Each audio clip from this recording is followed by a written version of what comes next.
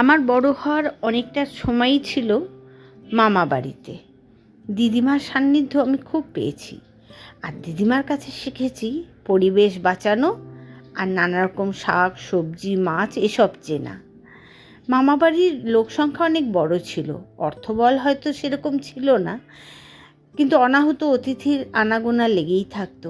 আমার দিদিমা নানা রকমভাবে সংসার চালাতেন, কত ছোট ছোট জিনিস দিয়ে এত সুস্বাদু রান্না করতেন যে তা বলার নয়। অনেক সময় হতো দিদিমার সঙ্গে সকালবেলায় একটা ছোট্ট টুকরি নিয়ে বেরিয়ে পড়তাম আমরা।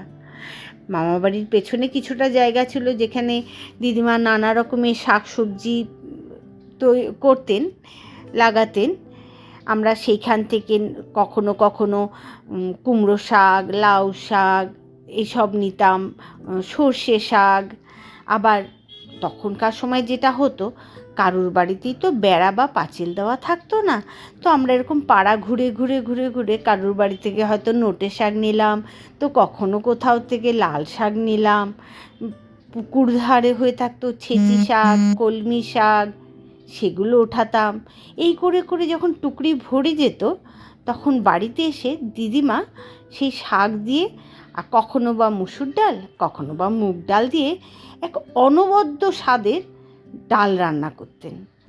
যেহেতু ওই শাকগুলো এমনি রান্না করলে পরে সবার পাতে তো দেওয়া যাবে না, না, তাই জন্য ডাল দিয়ে ওই শাকটাকেই বেশি করে একটা বড় তরকারি করতেন, যেটা খেতে এতটাই ভালো হতো যে তার সঙ্গে খালি আলু সেদ্ধ বা বেগুন ভাজা হলেই আমাদের পুরো ভাত খাওয়া হয়ে যেত।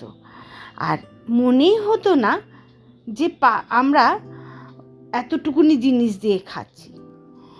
আমি আজকে তোমাদের সেই রান্নাটাই শেয়ার করলাম, আশা করি তোমাদের খুব ভালো লাগবে। আমি পুরোটাই রেসিপিটা ছবিতেই লিখে দিয়েছি। তোমাদের যদি ভালো লাগে তাহলে নিশ্চয়ই লাইক শেয়ার কমেন্ট কিন্তু করো আমাকে। আরও গল্প পেতে সাবস্ক্রাইব করো আমার চ্যানেলটা। আশা করি ভালো লাগছে। আজ তবে এই পর্যন্তই, আসলাম।